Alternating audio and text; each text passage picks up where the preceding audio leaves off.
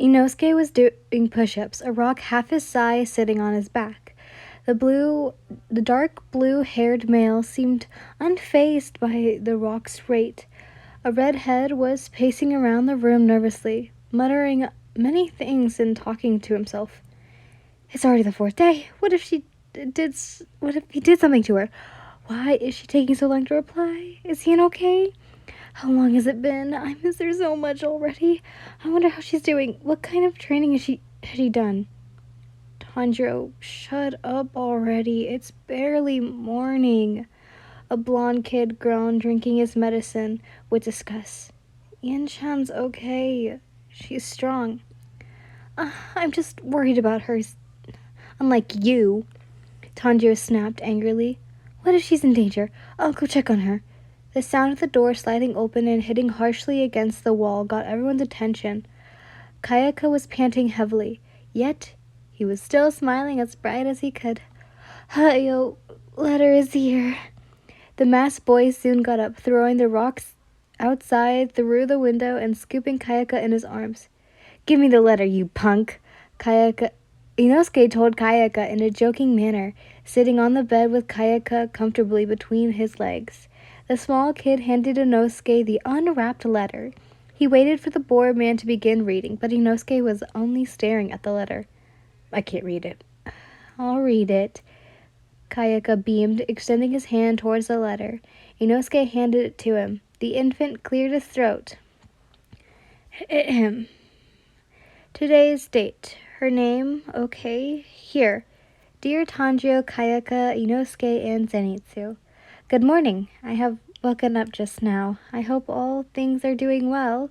Tanjiro, please do not jump into thoughtless conclusions, for I am quite all right. I will arrive at noon, maybe sooner. Thank you, Kayaka, for doing such an outstanding job by helping Zenitsu, who I wish deeply that he would recover soon. Zenitsu, great job by making it this far. I congrat your determination and courage to drink your medicines. Inosuke, please stop plunking Shinobu's son's flowers into the garden. She's quite mad. Muichiro and I will train briefly before departing. Send my regards to Shinobu-san, Aoi-san, and everyone else at the Butterfly House. Kayaka, I have left notes on your medicines on the back of this letter. That was a fast letter, Zenitsu said. Maybe she wrote it in a hurry before that pillar did something to her? Tanjiro panicked once again. Just give it a rest, man, Inosuke said, grabbing Tanjiro by the collar of his shirt. Let's go train already. Good morning, Yin, Muichiro said, smiling. I made breakfast already, so hurry. You hummed before opening your eyes. The first thing you saw was Muichiro's jovial expression. Some of his hair rested on your face. It smelled nice. Your hair tickles. You giggled, sitting up and yawning. Muichiro was sitting next to you. His smile seemed impatient. Your eyes widened as your face flushed red. Privacy? I want privacy, please. Why? He asked, tilting his head with a blank expression on his face. You know why. Now please do leave, you replied, throwing a pillow at Muichiro. He caught it, smiling, as he gave it back. Make sure to be ready soon, or breakfast will get cold. Muichiro seemed to have prepared quite of a feast. Many different foods were displayed over the table. Your stomach growled with anticipation. The food was tasty, and the adbit was lively. Kitsu and the crow seemed to have gotten along lightly well. They weren't fighting loudly any longer, but they still had their moments. While training, you sent Kitsu to the Butterfly Estate to deliver a letter you prepared yesterday. Knowing Tanjiro would want an immediate letter, so you read everything. You've progressed a lot. Good job. Muichiro beamed, dodging your attacks and fighting back often. You don't look so tense anymore, and you took me by surprise 8 times already. Well, your techniques have been a great help, you bashfully replied, distracting yourself. Muichiro took the opportunity to aim at the center of your chest, pushing you backwards and out of the dojo. You landed on the grass with a thud. He instantly looked worried, peeking at you from the dojo's doorframe. Sorry, never mind that, you said, standing up and getting into a fighting stance. How about we try again? Since Ayoi knew today you would be at the manor, she decided to let Tanjiro and the others out of training early. Shinobu also allowed Kayaka to leave the medicinal room. He was so excited to see you that he couldn't even contain himself. Inosuke, Kayaka, and Tanjiro were now standing outside the butterfly estate, ready to greet you as soon as you got there. It was noon now, which made not only Tanjiro but also Kayaka and Inosuke very impatient. Can you sense her? Kayaka asked Zenitsu, who was trying to use his beast breathing to locate you. Said male blew steam from his masked snout before stomping the ground angrily. Damn it, not even a trace. Inosuke stopped his tantrum and tried once again. This time, he successfully found you. You seemed to be running while being attacked by something fast. Inosuke got up quickly, swords in hand. Boss Inosuke?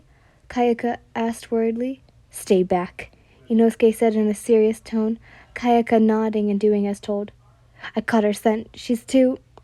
Tanjiro was interrupted when he saw you jumping out of the bushes and rolling over the dusty ground. God, someone or something seemed to roll along you. Said stranger soon sitting on your stomach. What concerned the three males? That you were laughing. Gotcha. Muichiro laughed, smiling proudly at you. What, to make it 37 against 4? I let you win, you know that, you scoffed, getting on your feet and dusting off your clothes. You smiled confidently at the blue sky-eyed male. If I were being serious, I would have had it 40 against 0. You're adorable when you're pouty, Muichiro said. His happy smile soon fell and contorted into coldness as he glared at Tanjiro and Inosuke. Morning. Yin! Tanjiro exclaimed with a relief, running towards you and hugging you tightly. I missed you so much. I missed you too, Tanjiro. You hummed happily, hugging back dearly. You smiled softly, sinking into the moment of letting Tanjiro's presence comfort you. I can't stop thinking about you at all, Tanjiro muttered lovingly, and without you knowing, glaring daggers at Muichiro, who didn't seem to care about Tanjiro's instant taunt. I love you so much, Yen, more than anyone could. My beautiful sunshine, my love, my sweet... I get it. I love you too. You giggled, breaking the hug and interrupting the redhead before he could spend the rest of the day praising you. Now, where is... Hayo! Kayaka beamed, throwing himself on you, hitting your abdomen with his forehead. A carry assault. Kayaka... You grunted with a struggling smile, hugging Kayaka. You have gotten stronger. Inosuke's been teaching me a ton of different training, and I've been doing super good. Kayaka pumped. I can now do 200 push-ups without even breaking a sweat. Oh, how wonderful. You nodded at Kayaka with a smile. Soon sweat dropped, as your smile was now kind, forced dull to physical pain and being startled. Inosuke even taught you slangs. How wonderful. Very wonderful indeed. I told him my awesome tales before bed, and I checked if he was sleeping and eating properly, Inosuke said in a proud voice. And if you were wondering, he never skipped sleep. Never. You, of course, knew that Kayaka did skip sleep. You exchanged letters with Shinobu-san. You were not an idiot. Nonetheless, you let it slide. This once. Thank you, Inosuke, for caring for Kayaka. I truly am thankful. You smiled softly, lightly bowing at the boar-masked boy. I hope you can nurture him further and turn him into a capable, strong boy. Of course. Inosuke crackled before tilting next to Kayaka's face and whispering. What did she say? She said that she wants you to teach me more cool stuff, Kayaka whispered back as sincerely as Inosuke. Leave it to me. Inosuke announced. As the prince of the mountain, he will become the strongest and most amazing of all.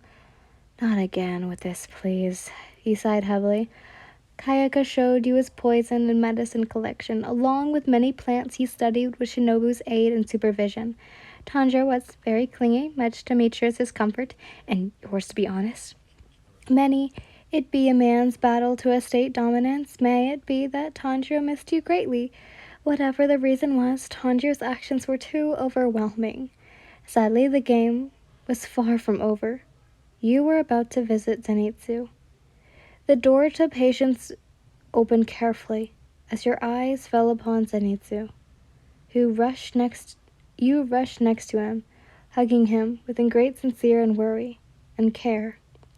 Zenitsu, dear God, I'm glad you're alive, you said as one of your hands softly caressed the blond boy's face, him giving in to your touch, smiling softly with a hum. You must be in so much pain. Now that you're here, I feel like I'm almost scared, Zenitsu said with a small blush before wincing and tilting his head aside to cough. Small droplets of blood stained the white sheets on the bed. Yeah, almost cured. You poor thing, you cooed, hugging Zenitsu, him returning the gesture. Please get well as soon as possible. Don't worry, I will. Zenitsu smiled before shaking lightly and spoke in a manner only if you could hear. For you. This made you slowly break the hug and look at the blonde with a sad smile. I've been giving him medicine all the time, one always stronger than the last, Kayaka said, huffing a small green pill down Zenitsu's throat, muttering small, there. It's like the poison is evolving all the time, but I made some blood tests and it's the same type of poison many others had. I don't know why the poison in Zenitsu is worse than the other people. His immune system isn't that defenseless. I'm sure you'll find a solution in no time, Tanjiro smiled, holding you close to himself. That didn't last long, though, since you gently pried Tanjiro off you. Despite his pouty face and saddened eyes, you didn't allow him to keep on like that. So Kayaka really is a genius. That's amazing. Michio smiled at you, patting your shoulder. You taught him good, Yin. You sheepishly tucked a strand of hair behind your ear, looking away. Thank you, Muichiro, but I only helped with the basics. The rest is all on himself. You're too young to be flirting with Yin-chan, you long-haired moron, Zenitsu said in a strained tone, glaring at Muichiro as hard as he could. And you're too old to be so weak, dunce, idiot, dumbass, Muichiro retorted in disdain. Go fight for Hado somewhere else, you two. It reeks of love in here, Kayaka said with disgust as he covered his nose and mouth with a cloth. Says the one who has 3 girls after him. You raised an eyebrow at the kid, who blushed intently. Get out, all of you! Kayaka fumed, face still red, pushing everyone except for Zenitsu, of course, out of the room and to the patio. Everyone's chatter slowly dimmed, echoed, and went completely ecstatic. Ecstatic. Zenitsu, now alone, took the opportunity to eat the remaining spider. His hand was now covered in blisters, open wounds, and deep spider bites. Just this one left. Zenitsu sighed, grabbing the spider and eating it quickly.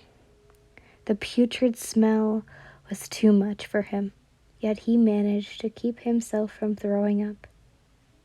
Zenitsu? The aforementioned male looked at the owner of the voice. A small, black-haired kid with favorite colored and second favorite colored Hori. Kayaka, hi. I didn't hear you. Zenitsu turned to the sound as casual as possible, but the infant backed away, terror in his eyes. You forgot something. Kayaka looked to the side, Zenitsu following his gaze. The rock collection he left on the honey-eyed male's bed. You Look, whatever you're thinking, it's not it, Zenitsu said with a serious yet afraid tone, but Kayaka wasted no time in running out of the infirmary. Wait, Kayaka, I can explain. Fuck. On his way, Kayaka encountered Shinobu. He accidentally bumped into her. Everything all right, Kayaka-kun? You look exhausted. Did you sleep properly? She asked calmly. I was on my way to give this medicine to Zenitsu. Want me to help take notes? Kayaka remembered what Zenitsu was doing. The spider he ate. What the reason was behind Zenitsu's fatal health. That was why Zenitsu was always sick. But why? Why would he go to those extent just to get sick? It wouldn't be to skip training. Zenitsu may be a coward, but he wouldn't reach such drastic measures, right? Kayaka wanted to desperately tell Shinobu and Yu about it, but who knows what Zenitsu would do. Those eyes that were once a fool were actually the eyes of a cold-blooded murderer, a wolf lurking, dressed as a sheep. Kayaka would definitely tell Shinobu and Yu about Zenitsu. He just needed time and someone else to believe him and protect him if things went wrong, thus being Inosuke. I already gave him medicine, Kayaka said, holding Shinobu's hoary sleeve. I know you told me not to give him anything while you weren't around, but Hanoa was there, and it was just the same medicine as always. Shinobu hummed, not believing his lie too much. Did you take notes on what happened? Kayaka nodded frantically before opening his booklet and extending. He was reading. Extreme. Oh my god, I can't say that word. But like sleepiness, hallucinations, and nausea. That means his body is reacting positively to the medicine. Luckily, Kayaka managed to convince Shinobu, who smiled warmly at the boy. Okay then, let's go eat breakfast. Don't forget Kayaka's new samples and gifts, Tanjiro said, handing Yu his hori, and this, so you can think of me whenever you feel down. Kayaka looked at Yu slightly. His eyes were tired-looking, and his face was pale. It made you uneasy. I made you origiri for your trip, Inosuke said proudly, slamming a poorly wrapped cloth with deformed, burnt, destroyed, and even half-eaten origiris. Koromuru helped me, so this was our quality origiris. Thank you, Inosuke. Once more, you smiled and bowed at Inosuke, who, although no one could see it because of his mask, blushed beet red. Gah. I hate doing this. My pee all weird again. Inosuke fumed, taking you by surprise, along with Muichiro. Inosuke, you said, lightly mad. She's a queen. Stop acting like that, you. Inosuke yelled angrily at his own thing before punching it. Of course, this left the board mask slightly written with pain and wheezing. Bad idea. Kayaka, on it! The aforementioned boy quickly rushed to Inosuke's head, giving him a small pill. Muichiro cleared his throat. You jolted. I must take my leave now, as much as I don't want to, you said, with a sad tone, patting Inosuke's shoulder, kissing Kayaka on his forehead, and pecking Tanjiro on his lips. Please stay safe and give it your all once again. We will, Tanjiro assured you with a big smile. I know you will do an amazing at your next training. Kayaka, I'm sure that Zenitsu will be better right away if you're the one tending to him.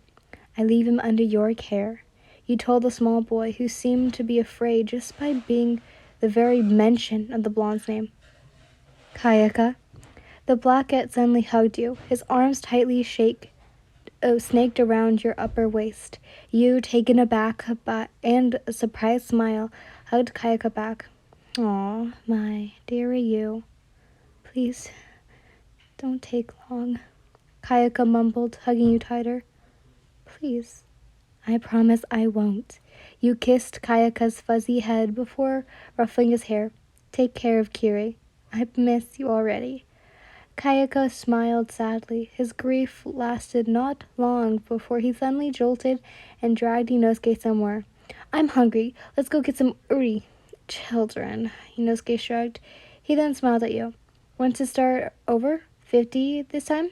50 against 0 sounds good to me, you said with your sheath sure to trample Michiro's before running. Farewell. No fair, Michiro said between small laughs, quickly following after you. And that's the wrong way. As the laughs and comments from Michiro and you dismissed into nothing, Tanjiro stared at nothing, his hands fisted to the point, his nails cut his palm, then began to bleed. Tanjiro-san, Tanjiro-san! The three small girls called, carrying a plate of bean bread. We brought you some food. Their smiles fell once they saw the small puddle of blood that formed beneath Tanjiro's hand. The burgundy-haired male turned around. The girls jolted with fear, a dark aura emitting from Tanjiro. But oh, how big was their surprise when they saw the brightly smiled Tanjiro. Sume, Kaioi, Naioi. Good morning, you three. He spoke with kindness, raising his hands. I was too happy when I saw Yin, so when I ran to hug her, I fell. Geez, you have to be more careful, the girl with braids pouted as he began to feed him, and the other girls pushed him towards the butterfly estate. Let's find Kayaka and tend to those wounds. Thank you for taking care of me these 4 days, you said, bowing. I will put into action everything you taught me. No lesson will go unwasted. It's nothing, really, Michiro said with a bright smile, shaking his head in neglection. It was fun. I enjoyed your company. I love spending time with you. I want you to stay with me longer, Michiro said inside his mind, staring lovingly at you. Michiro, you asked, tilting your head. The blue eye jolted lightly. Everything all right? Michiro quickly engulfed you in a small yet strong and comfortable hug. He rested his left side of his face on your right shoulder. You weren't used to this type of proximity with males, aside from Tanjiro, which made your heart beat quickly. Your face reddened and your legs felt numb. Michiro was younger than you. Although he was a pillar, he was still a child. This made you ease down and giggle softly at his behavior. My, you're like an infant, Muichiro. You spoke with soothing voice, making the aforementioned male blush profusely.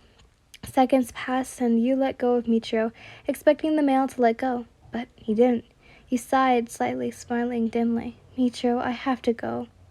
You're like a cloud or the sun, a sun cloud, Muichiro muttered, trailing off. You're pretty and you give off warmth, and you're bright and soft, and your fluffy hair is cute. Michiro, stop it. You laughed lightly, gently holding Michiro's stiffened shoulders and pushing him away from you. He moved, but oh so slowly. Just give me 5 more seconds, Michiro pleaded, wincing. Not even Kayaka behaves like this. You pouted, pushing him harder away. Michiro, stop your tantrums. I told you I will send you as much letters as I can. Just one more hug. Michiro's words were stopped once his hands finally broke contact with you. He seemed to pout. Damn it, no cursing. You lightly hit Michiro on the forehead. Compared to Tanjiro's, Michiro's forehead was softer and less stiff. Yin, is that you? A young female voice extended with a joy and bewilderment. First POV. Yes, I turned around, seeing the pink and green-haired girl running towards me. I felt uneasy and aware, yet I couldn't help but smile at her. Yin, you're here, she squealed happily, hugging me and quite tightly. Dear heavens, this girl is strong. She soon let go of me, to which I slightly gasped for air. She held my hand and led me inside her estate. Come in, come in. I have our breakfast served in no time. It isn't necessary, I smiled nervously, trying to politely deny her offer. Of course she denied my deny. Haha, I made a joke. It seems funny. Of course it is, she said, humming a tune and waving goodbye at Michiro. Bye-bye, thank you for bringing her. Take care, Yin. Michiro waved back. Mitsuri, you too. This is my estate. Isn't it lovely? Michio said in a joyous tone. I have bees to make lots of yummy honey. It goes well on pancakes. Have you ever tried? I heard of them, but never ate them myself, I admitted. My caretaker said that they liked the taste of cakes.